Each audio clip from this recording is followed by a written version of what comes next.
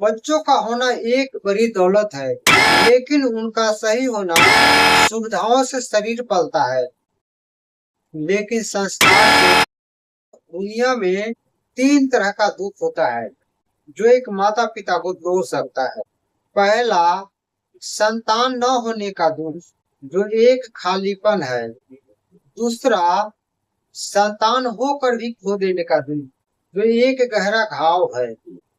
लेकिन एक तीसरा दुख ऐसा है जिसकी कोई सीमा नहीं होती, और वो है संतान को कमीना या कुकर्म निकल जाना।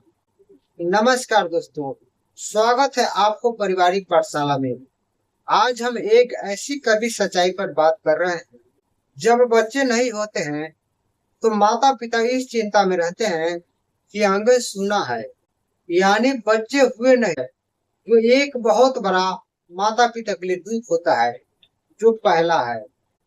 और दूसरा, बच्चे हुए और चले गए, जो जिंदगी भर का मातम रहता है। जो दो दुख होता है, जो माता पिता के लिए जिंदगी भर का मातम रहता है। और तीसरा, लेकिन विचार कीजिए, अगर बच्चा जीवित है, जवान है, लेकिन उसका कर्म समाज और परिवार के लिए कलंक बन जाए, तो वह दुख माता पिता को हर तीर दिल भर मारता रहता है। और फिर माता पिता के लिए दुख का कोई अंत ही नहीं होता है, कोई सीमा ही नहीं होता है। और वह माता पिता न चैन से जी पाते हैं और न ही मर पाते हैं। इसलिए हम कहते हैं, बच्चों का होना एक बड़ी दौलत है, लेकिन उनका सही होना उससे भी बड़ा दौलत है। क्योंकि हम उन्हें अच्छे स्कूल भेजते हैं, उनके लिए संपत्ति जोड़ते हैं। गौर करने वाली बातें याद रखिएगा, सुविधाओं से शरीर पलता है, लेकिन संस्कार से चरित्र पलता है।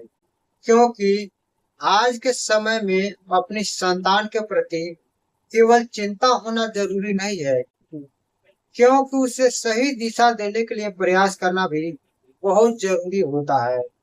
अपने संतान को समय दीजिए और उनका मित्र बनिए, और सही गलत का पहचान कराइए।